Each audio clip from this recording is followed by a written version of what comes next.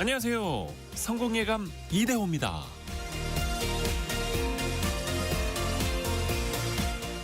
길을 걷다 보면 작은 돌멩이 하나가 눈에 들어올 때가 있습니다. 무심코 발로 차고 지나갈 때가 많죠. 아마도 그 돌멩이는 오랜 시간 바람과 비, 파도에 깎여서 지금의 모양을 갖췄을 겁니다. 아무도 그 과정을 지켜보진 않았겠죠. 누구의 손길도 닿지 않았을 겁니다.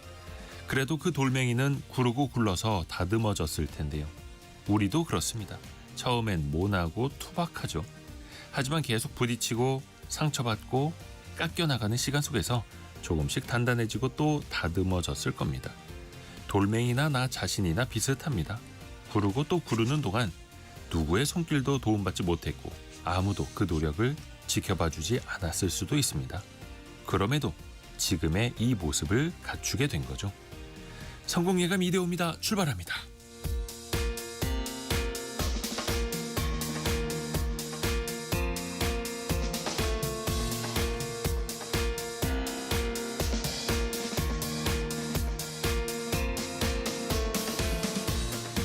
안녕하세요. 이대호입니다. 10월 30일 목요일 아침입니다. 이동희님이 벌써 목요일입니다. 오늘도 금융치료 부탁드립니다. 최경화님도 좋은 하루입니다 라고 보내주셨고요. 김영숙님은 임플란트 수술해서 죽만 먹고 있어도 성공예감은 듣고 있다고 보내주셨네요. 저마다의 하루 또 힘차게 또 행복하게 시작하시길 바라겠고요. 자, 오늘도 여러분께 선물 보내드릴 수 있는 경제상식 퀴즈 또 상식도 키워드릴 수 있는 그런 내용입니다. 요즘 우리 증시가 장난이 아니죠. 오늘 아침에는요. 4,130선도 넘었었습니다. 거의 1% 이상 또 올라가고 있고요. 매일매일이 기록입니다. 증권가에 그야말로 활기가 넘치는데요.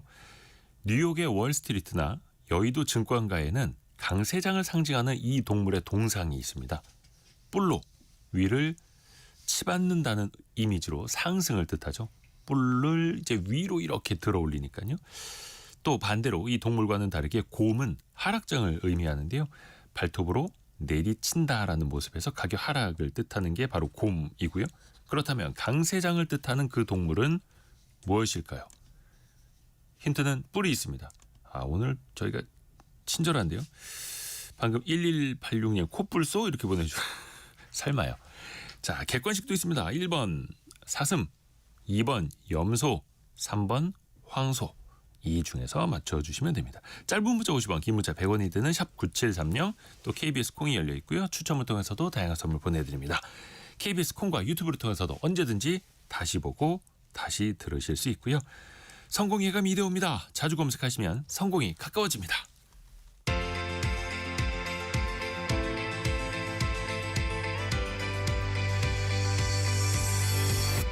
KBS 1라디오 성공예감 이대호입니다. 오늘의 경제뉴스 알고란의 고란 기자와 함께합니다. 안녕하세요. 네, 안녕하세요. 증권시장은 하루하루가 기록입니다. 매일매일 연일 신고가를 쓰고 있고요. 또 좋은 점은 지난해 이런 말씀 드릴 때 보면 미 증시는 연일 신고가인데 우리 증시는 사실 항상 박스 피었는데. 네, 근데 이제 우리 증시가 더 잘 나가고 있습니다. 어제 뉴욕 증시는 혼조세 마감했고요. 다우지수는 0.16% 하락, S&P 500은 퍼센트 등락 없이 0.22포인트 하락했고요. 나스닥은 0.55% 올랐습니다. 우리 증시는 지금 1% 이상 올라가서 4,130 선에 있고요. 코스닥은 903, 0.1%. 오늘 삼성전자가 2% 이상 급등하고 있고요. 한화오션은 12%나 급등하고 있습니다. 그러니까 조선주 오늘 엄청 강한데 트럼프 대통령이 또 한국과의 조선협력 더 빨리 해보자 이런 이야기하면서 우리 증시가 또 조선주도 그렇고 훈풍이 계속 불고 있습니다. 그리고 그 관세 협상 덕분에 현대차도 8% 가까이 급등을 하고 있고요. 일단 미국에서 펼쳐진 내용부터 좀 살펴볼게요. 미국이 기준금리를 내렸습니다. 네, 올 들어 두 번째로 낮췄고요. 예상했던 대로 나왔습니다. 0.25%포인트 낮춰서 3.75에서 4%로 조정이 됐습니다. 그리고 12월부터 양적 긴축, 정책을 종료한다라고 밝혔습니다. 이번 금리 인하 그리고 양적 긴축을 종료한다는 계획은 미국 정부 셧다운으로 경제 지표 확보가 어려운 상황에서 단행된 조치다. 그러니까 불확실하니까 네. 일단 좀 리스크 관리 차원에서 내린다라고 밝혔습니다. 그리고 나서 이제 성명서에서 보자면요. 경제 활동은 완만한 속도로 확장 중이며 고용 증가세는 둔화되고 실업률은 소폭 상승했지만 여전히 낮은 수준이다라고 판단했고요.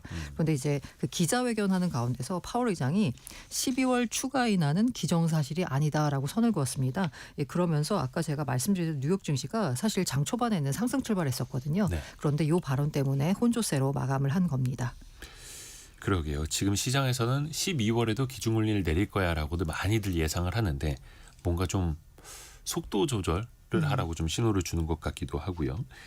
자, 그리고 이 이야기 빼놓을 수가 없습니다. 한미 정상이 만나서 분위기가 괜찮았습니다. 네, 일단 우리가 굉장히 분위기를 좀 좋게 만들었습니다. 트럼프 대통령에게 무궁화 대훈장 수여했습니다.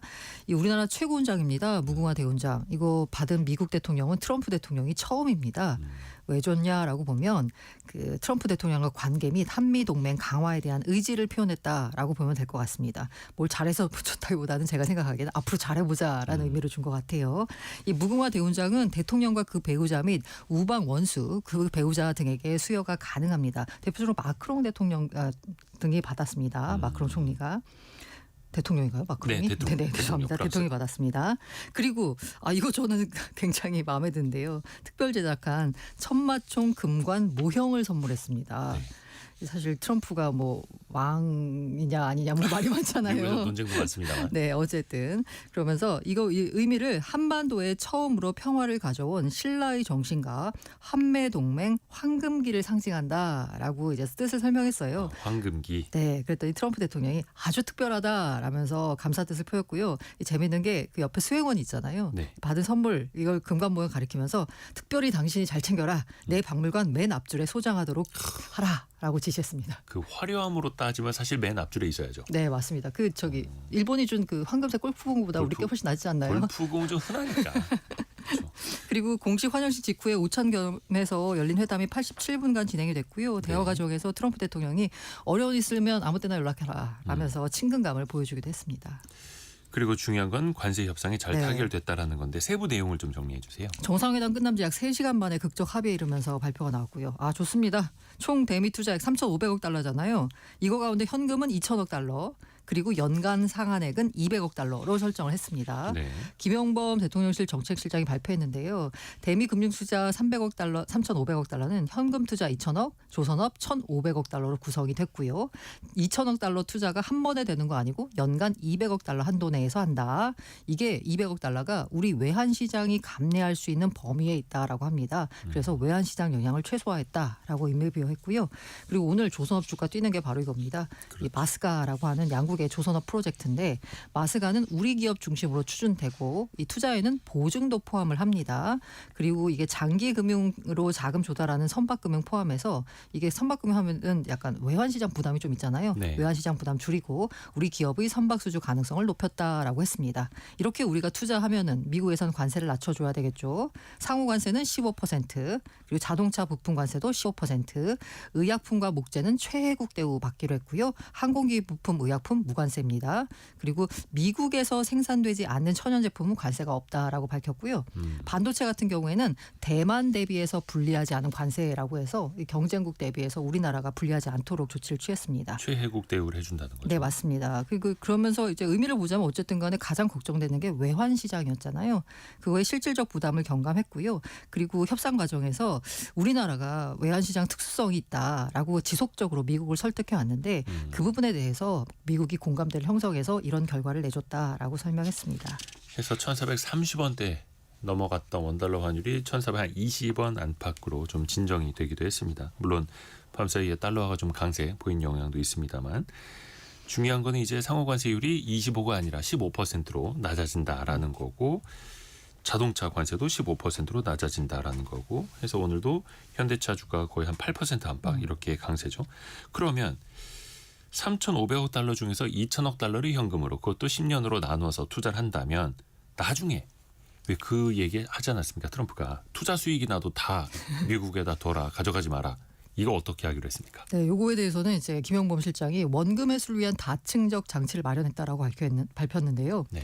원금 보장되는 상업적 합리성이 있는 사업에만 투자하는 것을 MOU로 명시하기로 했다. 그러니까 돈 되는 사업에만 투자하겠다라는 겁니다. 수익 부분 관련해서는 원리금 상환 전까지는 한미가 수익을 5대5로 배분하고요. 만약에 한국이 일정 기간 20년 내에 원리금을 전액 상환받지 못하면 수익 배분 비율도 조정이 가능한 것으로 서로 양해했다라고 합니다. 그러니까 20년 안에 원금 상환 못 받으면 아마 우리 쪽이 받아가는 게 좀 더 높이는 쪽으로 아마 얘기를 한 것 같아요. 네. 그리고 연간 조달 한도를 설정했습니다. 이거 우리 외환시장 투수성 아까 말씀드렸잖아요. 그리고 특정 프로젝트 손실이 나더라도 다른 프로젝트에서 손실을 보전할 수 있도록 리스크를 낮췄다라고 밝혔습니다. 네. 아울러서 이 투자 결정 보자면 일본과 투자 그 합의서에서 보자면 이해가 안 갔던 부분이 미국 마음대로 투자처를 결정한다라는 부분이 있어요. 맞아요. 근데 우리는 미국 측이 협의위원회 검토나 협의와 달리 일방적인 투자를 요구할 경우에 추후에 미국과 협의할 수 있도록 안전장치를 확보했다라고 했습니다. 그러니까 우리는 우리가 돈 되고 우리가 필요한 곳에 투자할 수 있게 옵션을 갖고 있다라는 거죠. 저는 우리 협상 결과를 보면서 도대체 일본은 뭔가라는 생각이 좀 들어서 왜 사모펀드도 블라인드 펀드라는 게 있지 않습니까? 네네네. 그냥 알아서 운영해줘라고 하는 거. 거의 일본이 그런 식으로 돈을 주기는 했는데 하여튼 우리는 좀 내용이 네, 다릅니다. 맞아요. 그리고 이제 농산물 시장 개방이요. 요거 관련돼서는 철저히 방어했다라고 밝혔고요. 검역 절차에 대한 양국의 협력과 소통 강화하는 정도로만 합의했다라고 합니다. 그리고 안보 분야 관련해서도 의미 있는 내용이 나왔어요. 네, 이게 저는 개인적으로 그 커뮤니티에서 이 부분에 대해서 굉장히 의미를 부여하더라고요. 핵 추진 참수함. 잠수함. 죄송합니다. 참수함은 조금 죄송합니다. 위험합니다. 예. 핵 추진 잠수함. 네. 네. 일단 이재명 대통령이 방위비 증액을 약속을 했습니다. 그러면서 핵 추진 잠수함의 연료 공급을 요청했습니다. 이게 취지가 뭐냐면요. 핵무기를 적재한 잠수함 만들겠다는 거 아니고요. 아니죠. 네. 디젤 잠수함 자막 능력이 떨어집니다. 계속 연료 보충해야 되잖아요. 그래서 북한이나 중국 쪽 잠수함들 추적 활동에 제한이 있다. 그러니까 이게 그 디젤이 아니라 핵 추진, 핵 연료를 공급해준 요거를 허용해주면 우리 기술로 재래식 무기, 핵무기 아닙니다. 요거 탑재한 잠수함을 여러 척 건조해서 한반도 동해서의 해역 방어 활동 그리고 미군의 부담이 상당히 줄어들 수 있을 거다라고 요청을 했습니다. 그러니까 연료를 핵으로 하는 핵연료 잠수함. 요거를 허용해 달라라고 했고요. 핵 같은 경우에 상당히 민감하잖아요. 그러니까 이게 사실 그냥 아주 작은 원자력 발전을 잠수함에 잠수함 넣겠다. 엔진으로 담는다 뭐 이런 의미죠. 근데 이에 대해서 트럼프 대통령이 핵 추진 잠수함 건조를 승인했습니다. 그래서 이 부분에 있어서 굉장히 의미가 있다라고 볼 수 있고요. 우리 시간으로 오늘 아침에 바로 이제 본인이 서명을 했다. 네네. 승인했다 이렇게 발표를 직접 하더라고요. 아울러서 김정은 위원장과의 회담은 좀 불발이 됐지만 우리 이재명 대통령이 트럼프 대통령의 한반도 평화를 위한 역할을 당부했습니다.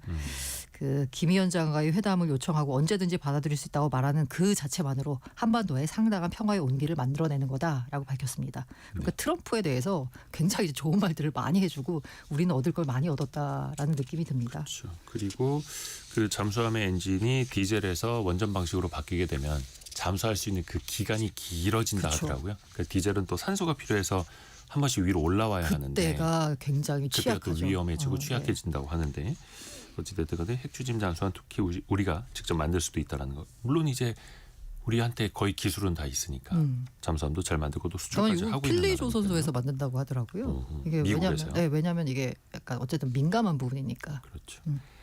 자 이제는 미중 정상회담이 남아 있습니다. 네. 시진핑 중국 국가주석이 오늘 오전에 온다는 거죠. 네. 14년에 왔는데 그 이후 11년 만입니다. 정말 오랜만에 오네요. 그래서 이제 오랜만에 오니까 이를 계기로 최근 소원했던 한중 관계 이 새로운 계기를 맞았으면 좋겠다라는 기대감이 있습니다. 네.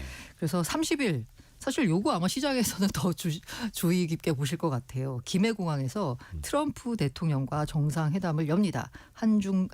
미중 정상회담인데 뭐 앞서서 사전에 뭔가 협의가 잘 됐다는 식의 얘기가 나오니까 잘 될 것 같아요. 그리고 31일 에이펙 정상회의 참석하고요. 11월 1일에는 이재명 대통령과 그러니까 한중 정상회담을 엽니다.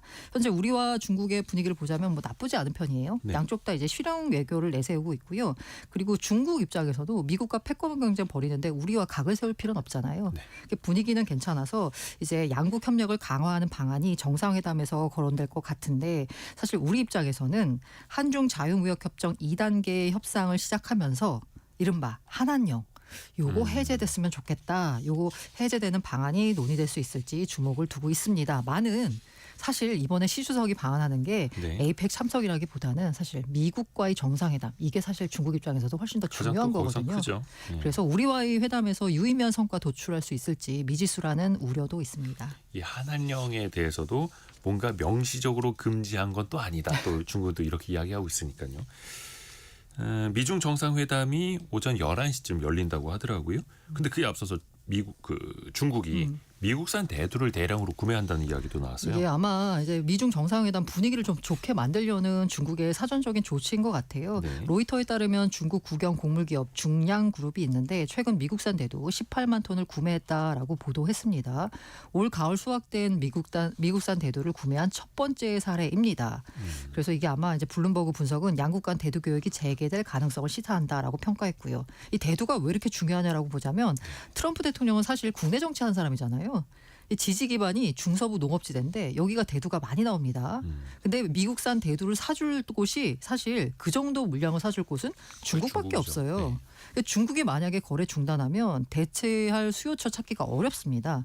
그런데 중국 입장에서는 미국에 대한 약간 의존도를 줄이려고 중국이 대두 수입에서 미국산 차지하는 비중 2016년에 20%였거든요. 근데 지난해에는 12%로 낮췄고요. 올해 들어서는 가을에 수확되는 미국산 대두 하나도 사지 않았습니다. 그런데 이번에 처음으로 미중 정상회담 앞두고 샀다는 건 무역 합의 분위기를 조성하기 위한 것이다라는 분석이 나오고 있습니다.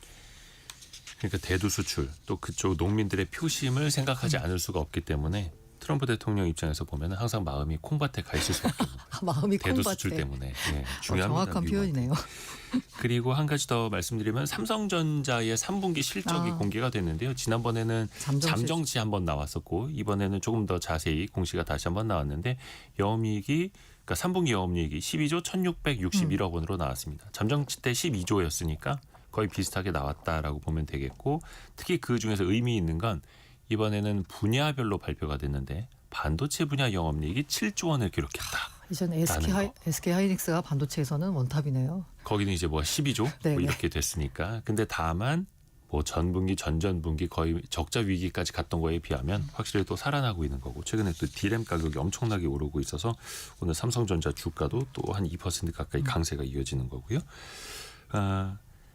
에이펙 정상회담 그 전후로 CEO 서밋 행사가 계속 이어졌잖아요. 네네. 또 미국의 상무장관이 우리 대표 기업들 CEO들도 만났고요. 그 한미 민관 비즈니스 라운드 테이블 이거 열렸는데 이걸 하워드 러트닉 미 상무장관이 주재를 했어요. 그래서 이른바 이제 4대 그룹 총수 그리고 한미 양국 기업인 20여 명 초청해서 비즈니스 라운드 테이블 진행했고요. 김정관 산업통상부 장관도 참석했습니다. 이게 러트닉 장관이 우리나라 기업들이 미국에 투자 많이 했잖아요. 요거에 대한 감사 표하고 앞으로 미국 정부가 적극적으로 미국 투자를 지원하겠다라는 의지를 밝힌 것으로 알려져 있습니다.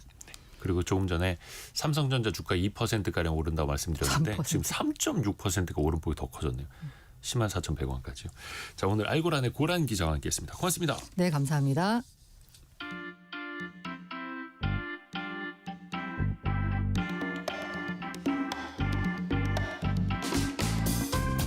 지금 여러분께서는 KBS 일라디오 성공예감 2대호입니다를 듣고 계십니다. 프로그램에 참여하신 청취자 여러분께는 추첨을 통해 아름다운 식탁 창조 주비푸드에서 뿌리 담은 리얼 생와사비를 쉽고 빠른 판촉물 제작 시너지 기프트에서 고속 충전 마우스패드를 그리고 성공예감에서 준비한 커피 쿠폰을 보내드립니다. 당첨자는 성공예감 2대호입니다 홈페이지에서 확인하세요.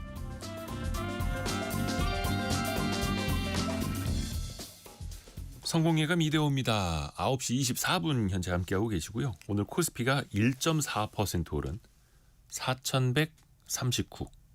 57, 58포인트가량 오르고 있습니다. 4,139. 이러다 4,000 넘는 거 아니야? 4,100도 금방 가긴 했는데 벌써 이제 슬슬 거의 5,000 이야기 나오겠네요. 증시의 강세장을 상징하는 동물이 있습니다. 뿔이 달려 있고요. 요게 오늘의 경제상식 퀴즈인데요. 보기도 있습니다. 1번 사슴, 2번 염소, 3번 황소. 힌트는 이 중에서 힘이 가장 세겠네요. 그러니까 하락장은요. 곰, 베어 마켓이라고 표현을 하는데요. 곰은 공격을 할 때 발을 아래로 찍어 내리죠. 그래서 하락장을 상징하는 걸로 사람들이 그렇게 비유를 하고요. 그런데 이 동물은 싸울 때 뿔을 위로 들이받으면서 올리죠. 그래서 강세장을 불마켓이라고도 합니다.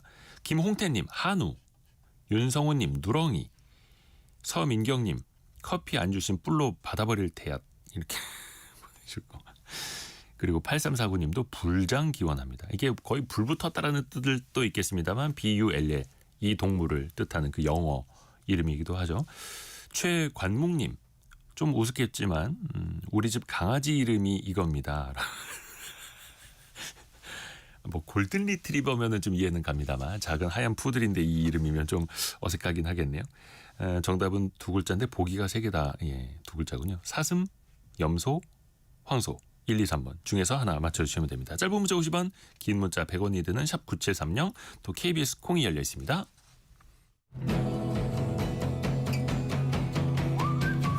오늘의 움직임에 주목하고 세상의 흐름을 놓치지 않습니다. 여러분의 내일을 응원하며 성공의 열쇠를 함께 찾아갑니다. 성공예감 이대호입니다. 왜 실질 소득이 중요하죠. 그냥 명목 소득이 아니라 물가 상승률을 감안한 실질 소득. 최근 10년 동안요. 20대 청년들의 실질 소득이 1.9% 증가율을 나타냈다고 합니다. 얼마 안 되는 거죠. 전 연령층 가운데 가장 낮다고 하는데요. 그러다 보니까 MZ세대의 소비 습관 또 재테크 방식에도 변화가 생길 수밖에 없는데요. 젊은 세대는 돈을 어떻게 생각하는지 관리하는지 트렌드 팔로우 시간에 한번 들어보시죠. 대학내일 정은우 센터장과 함께합니다. 안녕하세요. 안녕하세요. 왜 예전에 무슨 챌린지 아니면은 왜 젊은 세대들도 막 골프 테니스에 빠진 네네. 시절이 있었고 수십만 원짜리 콘서트 가는 거 막 인증하기도 하고요. 이 MZ 세대들의 소비는 참 알다가도 모르겠습니다. 네. 아마 언제는 좀 돈을 아낀다고 무지출 챌린지를 하더니 요즘엔 맞아요. 또 이런 걸 줄이냐라고 이제 그렇게 생각하시는 분들이 없지는 않을 텐데요. 실제로 미국에서는 이런 20대들의 소비 패턴을 두고 트리토노믹스라는 이름을 붙이기도 했습니다. 무슨 놈이지? 트리토노믹스라는 건데요. 네, 트리토노믹스? 대접과 혹은 접대, 선물을 뜻하는 트리트와 또 경제를 일컫는 그 이코노믹스를 합친 말인데, 네. 요게 이제 기분 전환이나 자기 보상, 자기 취향 등에 이제 쓰는 돈을 이제 뜻하는 그런 경제를 의미하는데요.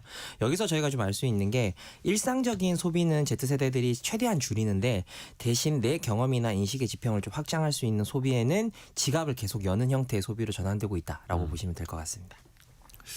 경험을 확장할 수 있는 곳에는 지갑을 열고 있다. 맞습니다.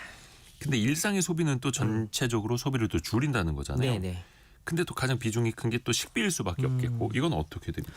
예전에 그 헬스나 뭐 테니스, 러닝 앞서 설명하셨던 그런 다양한 운동들이 유행을 하면서 건강을 위해서 식단 관리를 하자라고 하는 그 MZ 세대들이 늘어났었고, 또 그러다 보니까 특별한 경우에만 어떤 식단 관리를 하는 게 아니라 평소에도 어떤 닭가슴살 패키지라든지 이런 것들을 챙겨 먹는 게 그들에게 좀 일상이었었는데요. 네. 아무래도 불황이 좀 이어지다 보니까 이런 건강식이나 이런 건강 제품들 이런 것들을 좀 가격을 부담스러워하면서 밀프랩이라는 걸 좀 선호를 하고 있습니다. 밀프랩이요? 네, 밀프랩은 이제 식사를 뜻하는 밀과 또 준비를 뜻하는 프리퍼레이션 이런 것들이 합해진 일종의 합성어인데요. 이거 자주 쓰는 말이에요 요즘에?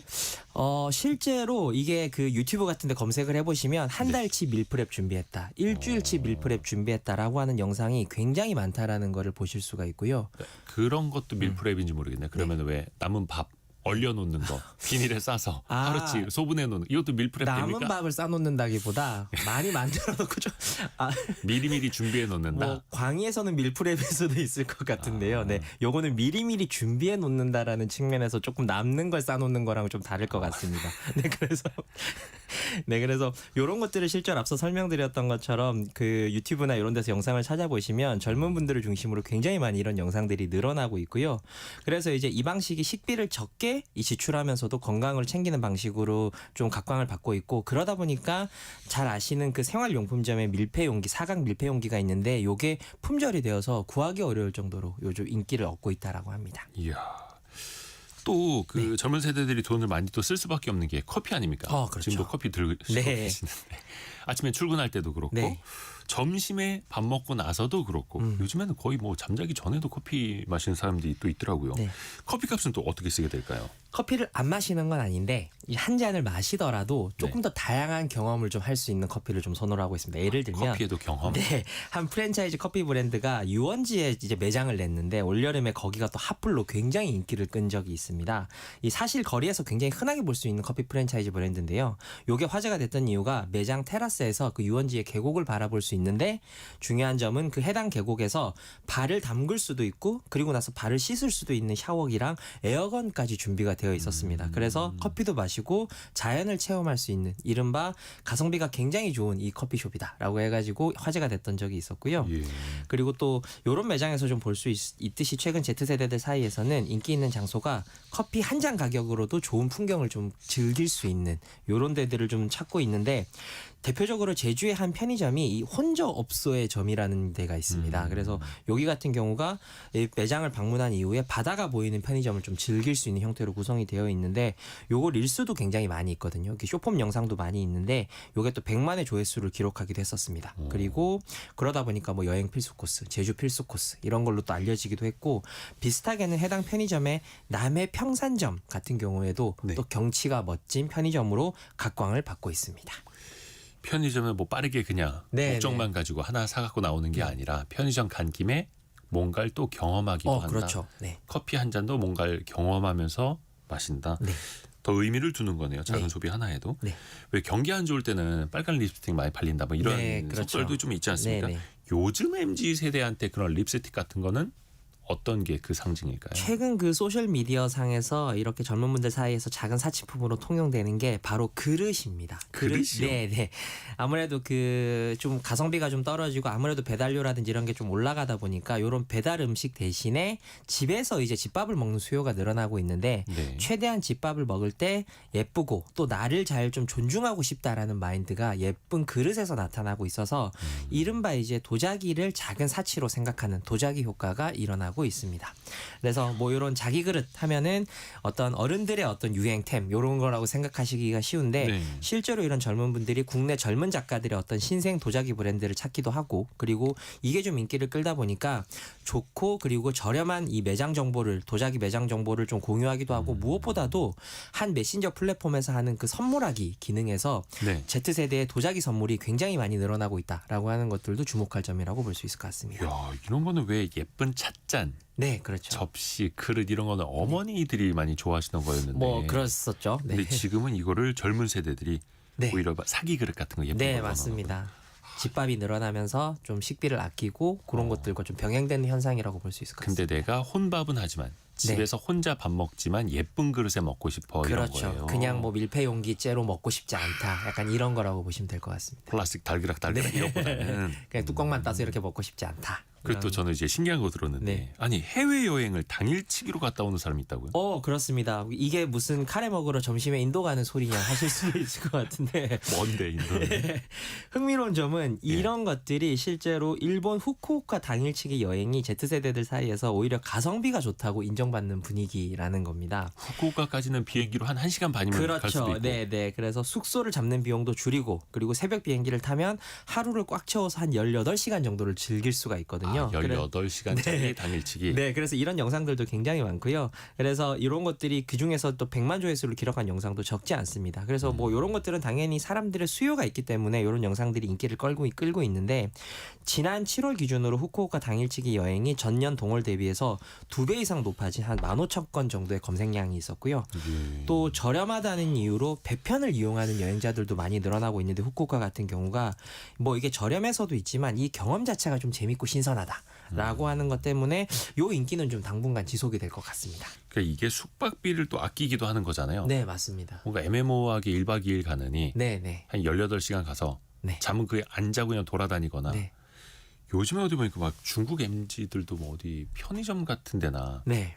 패스트푸드점에 앉아갖고 그냥 잠자고 막 이런 경우도 있더라고요. 그렇습니다. 우리나라만 그런 건 아니죠. 외국 MZ 세대들 사이에서도 이게 좀 비슷한 현상들이 나타나고 있는데 대표적으로 지금 말씀하셨던 중국 젊은 그 관광객들 사이에서 네. 서울 여행을 꿈꾸는 이 서울병이라는 신조어가 유행을 하기도 했었습니다. 서울병이요? 서울 가고 싶다. 그래서 서울 가서 쇼핑도 하고 뭐 케이팝 스타들도 보고 뭐 이런 것들 하고 싶다라고 하는 이 서울 가고 싶어하는 네. 마음의 병. 화장품도 사고 뭐 이런 것들에 이제 그 서울병이라는 신조어가 유행을 했었는데 사실 뭐 중국의 이 쪽은 좀 가깝지 않습니까? 그래서 이런 것들이 이제 지금 해외 여행객들 사이에서 한국 당일치기, 뭐 서울 당일치기가 그렇게 유행하고 있지는 않지만 이 서울병의 유행이 당분간 지속이 된다면 한국 당일치기 유행 상품도 아마 기획해 봄직하지 않나라고 생각을 하고 있습니다. 이야, 서울 당일치기, 네. 한국 당일치기. 네. 재밌겠네요. 문화생활 같은 경우는 어떻습니까? 이게 좀 금전적으로 부담이 될 수는 있잖아요. 맞습니다. 불황에 이게 돈 쓰는 건 덕후뿐이다, 덕질뿐이다라고 하는 좀 우스갯소리가 좀 있기는 한데요. 네. 이 사실 그런데 이제 경기가 침체돼도 이 MZ 세대들의 덕후들은 지갑을 연다, 뭐 이런 뜻인데 이제 내가 사랑하는 거는 어떤 형태로든 경험하고 싶다라는 뜻이기는 하지만 사실 덕후들도 이 불황을 비껴갈 수는 없거든요. 네. 그래서 대부분 이제 그 중 하나가 대표적으로 시야 제한석이라고 해서 이른바 잘 안 보이는 좌석들이 있습니다. 무대나 혹은 운동장이 잘 안 보이는 이런 시제석을 활용한 콘서트 관람도 주목을 좀 받고 있습니다. 시야 제한석은 앞에 기둥이 있거나 디스플레이 무슨 뭐 밑에 뭐죠? 뭐 무대 장치 네, 때문에 무대 안 장치가 보이거나 있거나 그런 거잖아요. 살짝 이렇게 사각이거나 뭐 이런 것들인데 이런 것들이 이제 시제석이 무대 관람은 조금 방해를 받지만 현장감은 느낄 수 있다라고 하는 것 때문에 좀 인기를 끌고 있습니다. 해외 같은 경우는 테일러 스위프트 공연이 시제석이 사실 16불 우리 돈으로 한 2만 원 정도의 판매가 돼서 굉장히 좀 화제가 됐던 적이 있었습니다. 일반 티켓 가격의 10분의 1도 안 되는 거잖아요. 네, 맞습니다. 그래서 보통 저희 콘서트 티켓 가격이 말씀하셨던 것처럼 한 2, 30만 원인 거를 감안하면 엄청나게 저렴한 금액인데 사실 한국은 그렇게까지는 저렴하진 않습니다. 한국은 그렇게까지 시제석이 저렴하진 않지만 그래도 이게 상대적으로는 저렴하기도 하고 그리고 이게 한편으로는 이 아티스트나 이런 분들이 일부러 시제석 팬들을 좀 배려를 해서 그 무대 구석까지 찾아오기도 하기 때문에 야. 오히려 좋다라고 하는 반응들도 있었습니다. 저희가 인터뷰를 했을 때. 오히려 더 잘 되는 거네요. 네. 그리고 또 그 시야가 안 보이더라도 어디 뭐 화장실 이제 돌아다니는 척하면서 복도에서 볼 수도 있고. 네, 뭐 그런 것도 있고요. 네, 그래서 아티스트들이 배려한다는 측면에서 찾아와 주기도 하고 그래서 오히려 좋다라고 이야기를 하기도 했었습니다. 그러면 재테크는 어떻게 합니까? 자산 관리. 저희가 이제 대학내일 20대 연구소에서 재테크 조사를 이번에 진행을 했었는데요. 네. Z세대의 27.2%가 자기는 성인이 되기 전부터 재테크를 시작했고 공부했다라고 하는 걸 할 정도로 굉장히 재테크가 빨라지고 있는데 4명 중에 1명이 미성년자일 때부터요? 맞습니다. 요것들은 저희가 이제 똑같이 X세대 분들도 조사를 했었습니다. 7, 80년대 태생분들한테도 조사를 해봤는데 이분들은 성인 되기 전에 재테크를 해봤다는 비율이 4%밖에 되지 않았습니다. 그래서 굉장히 재테크가 빨라지고 있다라는 걸 알 수가 있었고 불황 중에 자산관리 방법으로 뭘 하고 있냐라고 물었을 때는 1위는 앱테크였고요. 그리고 이어서는 비슷한 수치로 아르바이트 같은 부업이 이제 있었고 그리고 다만 여성의 경우에는 가계부 작성 이런 것들로 루틴을 만든다라고 하는 것들이 좀 훨씬 높았다라고 하는 것들이 좀 주목할 만하다고 볼 수 있습니다. 그러면은 네. 4명 중에 1명 이상이 미성년자 때부터 재테크를 시작을 했다. 네. 계기는 뭡니까? 아무래도 이게 불확실성이 높아지는 사회 분위기가 이렇게 좀 어린 친구들에게까지도 작동하는 것으로 좀 나타났는데요. 이번 조사에 참여한 Z세대들이 아무래도 대부분 20대 초중반 친구들인데 이런 분들의 44.2%가 벌써 노후 준비가 중요해서라고 답을 하기도 했었습니다. 그래서 이어지는 대답으로는 이제 현재 수입이 좀 여유롭지 않아서 아까 그 실질 그 소득 상승을 말씀을 해주셨는데 이 소득이 좀 여유롭지 않다라고 하는 것과 3순위로는 그냥 성인이 되었으니까 어떤 사회생활의 자립을 위해서 어떤 응당 배워야 하는 필수 역량으로 재테크를 인식하는 경우도 사실은 적지 않았습니다. 그러게요. 네.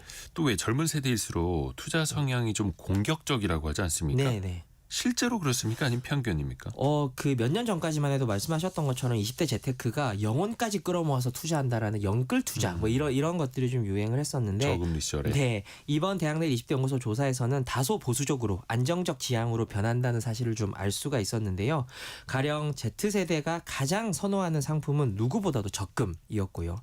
그리고 2순위도 사실은 예금이었습니다. 그래서 그런 것들이 그 방증이라고 볼 수 있겠고 투자 개념 상품은 해외 주식이었는데 이건 수년 역시도 접근과는 좀 큰 이격이 있었습니다.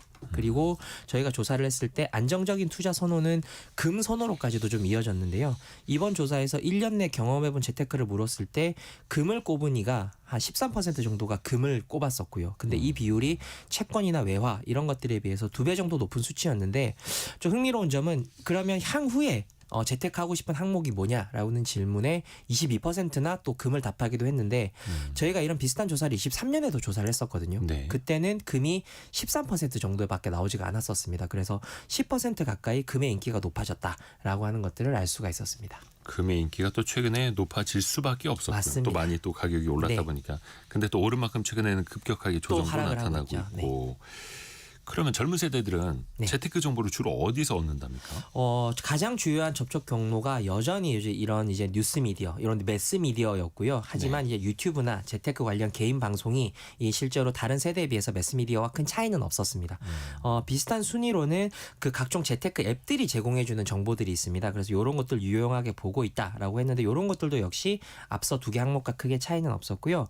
흥미로운 점은 이 Z 세대에 좀 튀는 응답이 하나가 있었는데 네. 뭐 어떤 것들을 좀 주목해서 보냐라고 물어봤을 때 이 재테크 컨텐츠를 보다가 해당 컨텐츠에 그 댓글을 보고 정보를 많이 얻는다라고 하는 것들이 있었습니다. 그래서 요 응답이 타 세대보다 월등하게 높았었고요. 콘텐츠뿐만 네. 아니라 콘텐츠에 붙는 댓글을 보고요. 이 댓글에 나오는 것들이 오히려 나와 비슷한 사람들의 찐정보다라고 하는 인식하는 비율이 굉장히 높았었고 또 아무래도 연령상 본가에서 가족들이랑 지낼 확률이 굉장히 높은 분들이기 때문에 이 특성상 가족들의 정보도 귀하게 듣는다라고 하는 것들도 역시 덜어 있었습니다.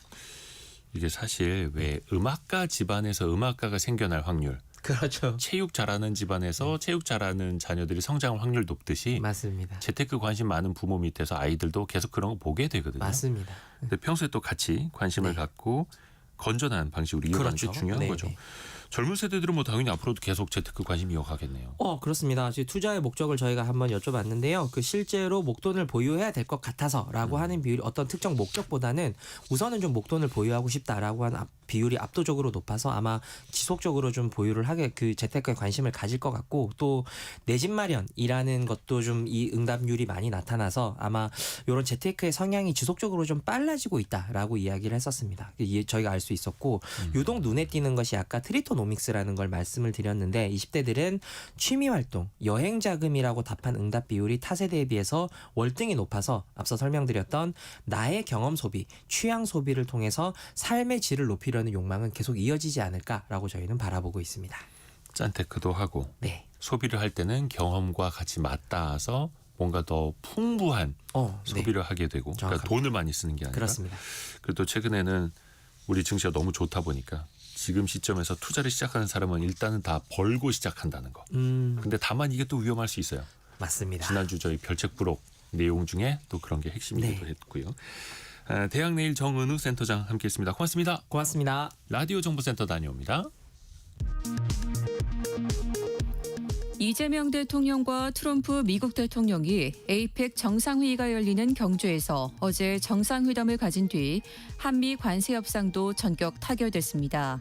2천억 달러를 미국에 현금 투자하는 대신 연간 한도는 200억 달러로 정하고 자동차 관세는 15%로 낮추는 내용입니다. 트럼프 미국 대통령이 한미 군사동맹이 어느 때보다 강력하다면서 한국의 핵추진 잠수함 건조를 승인했다고 전격 발표했습니다. 이재명 대통령의 요청에 대한 화답으로 풀이됩니다. 잠수함은 미국 필라델피아에서 건조될 예정입니다.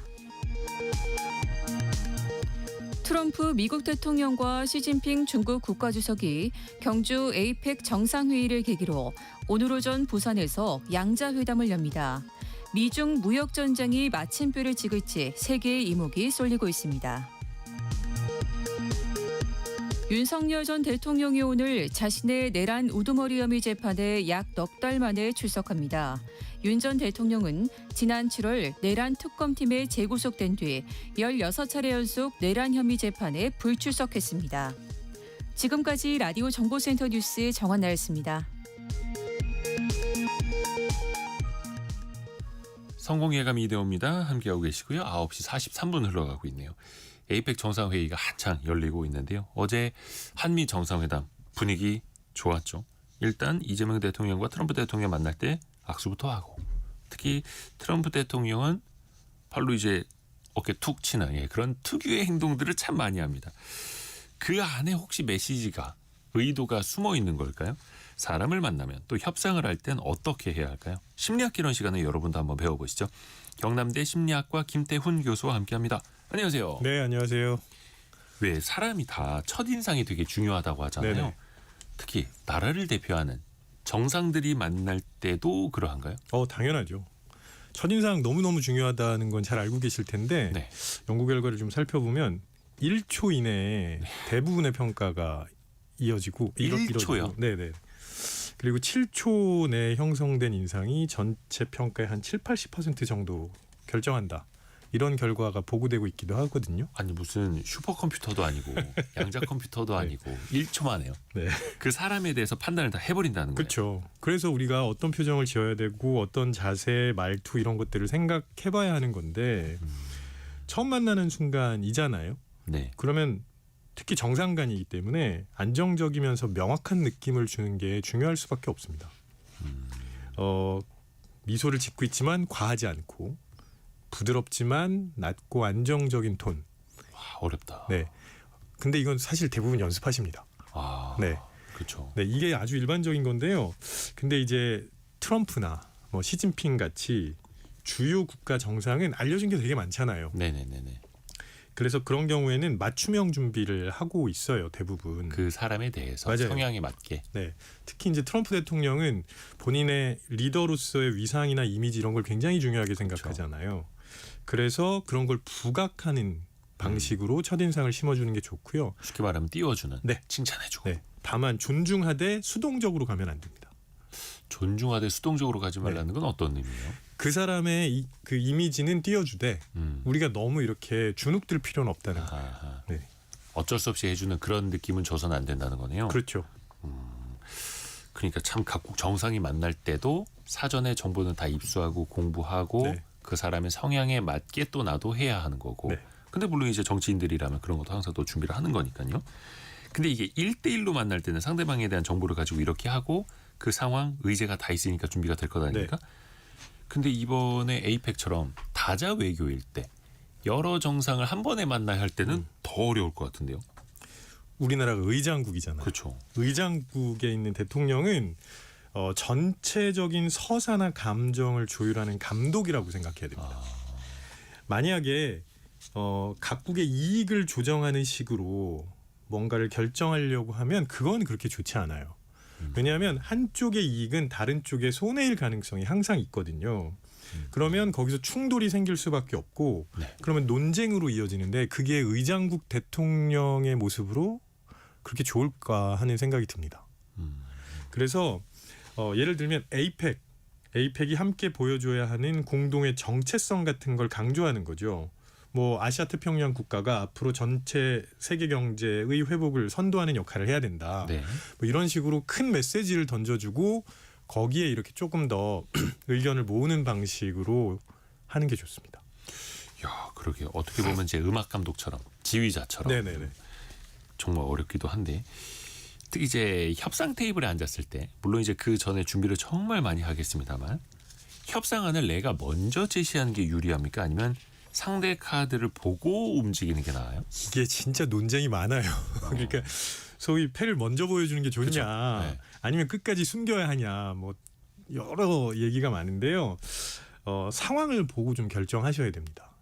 상황에 네네. 따라서. 무슨 말이냐면 내가 예를 들어서 협상을 먼저 제시한다. 이거는 기준점을 던지는 거거든요. 네. 그러면 던진 사람은 운신의 폭이 좁아질 수밖에 없습니다. 내가 던졌는데 거기서 많이 움직일 수 없잖아요. 네. 그러면 똑같이 생각해보면 반대도 마찬가지죠. 상대가 먼저 안을 제시하면 상대도 역시 그 기준점 안에서 움직입니다. 요걸 고려해 본다면 예를 들어서 내가 정보를 충분히 파악해서 네. 상대방이 어떤 생각을 하고 있고 어느 정도 안을 낼 거라는 걸 예상할 수 있다면 네. 먼저 던지는 게 낫죠. 아, 네. 근데 내가 끌고 가려고. 맞아요. 근데 무슨 생각하는지도 잘 모르겠고 정보도 충분히 모이지 않았어요. 그러면 아무래도 조금 상대의 카드를 보고 가는 게 낫습니다. 뭔가 좀 안개 속일 땐 천천히 가듯이 근데 뭔가 명확하다. 내가 네. 더 힘이 세다, 우월하다 할 때는 내가 먼저 기준점을 제시하고 그렇죠. 끌고 올 수 있게끔. 아 이것도 그 내가 갑이냐 을이냐에 따라서 달라지는 거네요, 확실히. 예. 근데 왜 트럼프 대통령 특히 이제 미국 최근의 움직임을 보면은 투자해라, 돈 가져와라, 네. 아니면 관세 몇십 % 네. 이런 식으로 윽박을 지르지 않습니까? 네, 네. 그리고 또 언제까지나 막 이렇게 시기적으로 못을 받기도 네. 하고. 네.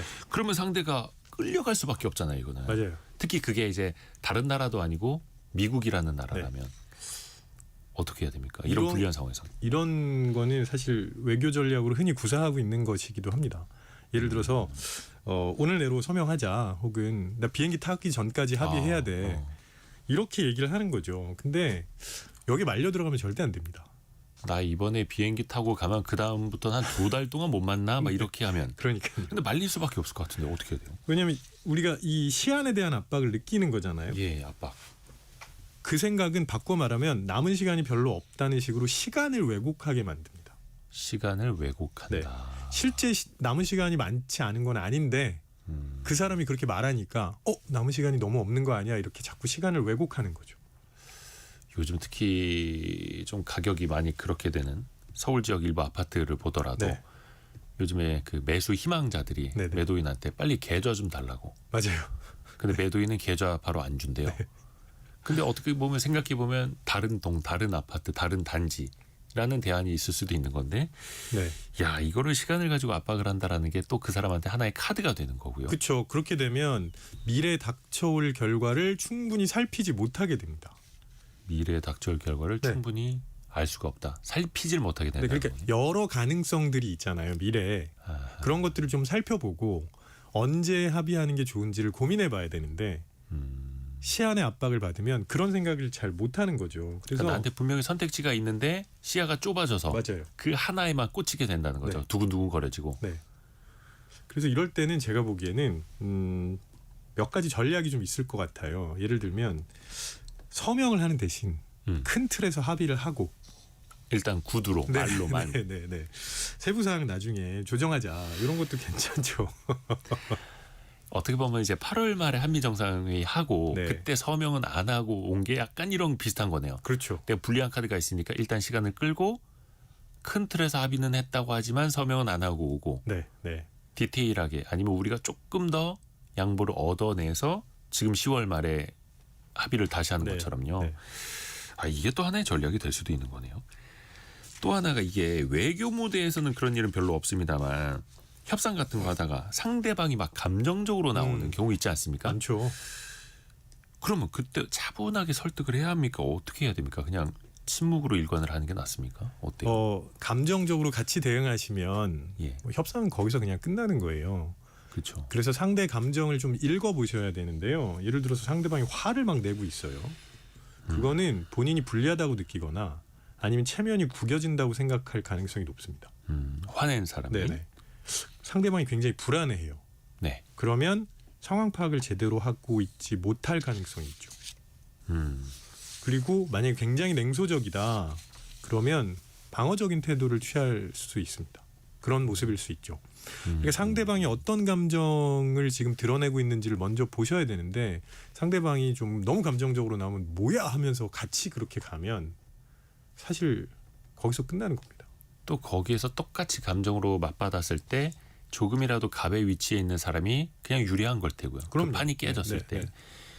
그 남유림님이 트럼프는 왜 젤렌스키를 존중하지 않는 건가요? 예전에 왜 그런 모습 나타나지 않습니까? 백악관에서 젤렌스키 엄청나게 막 비난받고 공격받고, 그때 트럼프도 옆에 있던 뭐 부통령이 더 흥분하기는 네, 했었습니다만 그 상황에서는 그럼 뭐 젤렌스키도 어떻게 할 수가 없었던 거잖아요. 그렇죠. 사실 트럼프가 젤렌스키를 존중해야 할 이유가 그 시점에 없었던 겁니다. 트럼프의 계산에는. 이게 참 너무 냉엄한. 젤렌스키의 위치가 예, 사실은 뭔가를 그냥 읍소하러 가는 자리잖아요. 그렇죠. 사실 도와달라고. 네. 그러니까 거기에서 사실 굉장히 조심했어야 되는 거예요. 근데 또 그 사람의 태도를 보고 트럼프 대통령이나 그 제이드 벤스 부통령 입장에서 보면은 저 사람이 우리를 무시하나, 그렇죠. 도움받으러 와서 네. 태도가 저게 뭐야, 이렇게 돼서 막 감정이 격앙됐던 거고요. 쉽게 말해서 꼬투리 잡힌 겁니다. 이게 그러면 우리가 살면서 다 우리가 갑인 상황은 거의 많지는 않고 을인 경우도 많지 네, 않습니까? 네. 그러면 협상장에 갈 때는 그럼 어떻게 해야 됩니까? 꼬투리 안 잡히려면 상대의 감정을 건드리지 않으려면 지금 굉장히 중요한 말씀하신 게 내가 갑인지 을인지부터 정확하게 파악을 해야 됩니다. 지금 미국이 이렇게 사실은 계속 밀어붙일 수 있었던 건 슈퍼갑이기 때문에 그런 거고요. 그래서 그 위치를 파악하는 게 먼저고 을인 경우에는 내가 들어줄 수 있는 한계를 마음속으로 일단 정해놔야 됩니다. 여기까지는 받아들여줄 수 있다. 내가 네. 받아들일 수 있는 한계. 네네. 그건 이제 보여주는 건 아니죠. 그렇지만 속으로는 정해놓고 그거보다 훨씬 더 방어선을 멀리 구축하고 협상을 시작해야죠. 그 방어선이라는 것도 미리 네. 왜 마지노선이라고 하듯이 네. 네. 내가 여기까지는 양보할 수 있고 이 선을 넘어오면은 협상을 다음으로 넘기고 이런 식으로요. 이게 사실 우리 주변에서도 이게 갑과 을이라고 하긴 좀 그렇습니다만 왜 임대인은 갑, 그 다음에 세입자는 을, 또 고용계약서 쓸 때도 회사가 갑, 그 다음에 네. 직원은 을, 막 이런 식으로 또 구도가 잡혀 있다 보니까 하지만 이것도 우리가 알아야 된다라는 거. 그리고 특히 이제 협상을 할 때 눈빛, 네. 몸짓 네. 이런 비언어적인 요소들도 하나의 포인트가 되지 않습니까? 네. 어떻게 읽어도 나는 어떻게 준비를 하면 좋을까요? 이거 반드시 읽으셔야 돼요. 왜냐하면 말은 우리가 자꾸 통제할 수 있지만 비언어적 단서는 통제 못하고 그대로 나오는 경우가 많거든요. 네. 근데 사실은 제가 굳이 설명드리지 않아도 대부분 직관적으로 파악할 수 있습니다. 아까 말씀하셨던 것처럼 트럼프가 툭 치는 건 친근감의 표시잖아요. 그런 거 보면 금방 알 수 있거든요. 근데 우리가 그게 친근감의 표시라고 알 수 있는 이유는 뭐냐면 그동안 그런 모습을 보여온 걸 우리가 알고 있었기 때문입니다. 네. 그래서 특정 단서가 어떤 의미라고 사실 문서화해서 설명할 수는 없어요. 그래서 그 사람의 성향을 파악하는 게 굉장히 중요합니다. 그래서 그 사람이 평소에 보여주는 비언어적 단서들이 사실은 어떤 의미였는지를 확인하셔야 되는 거죠. 그 의미를 확인한다는 게 참 어렵기도 하고 이게 오해가 되기도 해요. 네. 오해가 될 때도 있습니다. 그래서 데이터를 최대한 많이 모으셔야 돼요. 뭐 다행스럽다고 해야 되나요? 뭐 트럼프나 이렇게 주요 국가의 정상들은 데이터가 있는 사람들. 데이터가 굉장히 많죠. 그러니까 우리가 협상장에 나갈 때 네. 또 상대방에 대한 사전 정보를 또 많이 취득하고 나가는 게 또 하나의 준비가 그렇습니다. 될 테고요. 많이 배웠습니다. 경남대 심리학과 김태훈 교수였습니다. 고맙습니다. 고맙습니다. 저희가 2부에서는요. 이한 작가와 함께 돌아옵니다. 예전에 우리 선조들은 특히 조선시대에는 어떤 식으로 당시에 외교를 했을지 이것도 재미나게 들어보시죠. 잠시 뉴스 들으시고요. 10시 5분에 금방 다시 뵙겠습니다.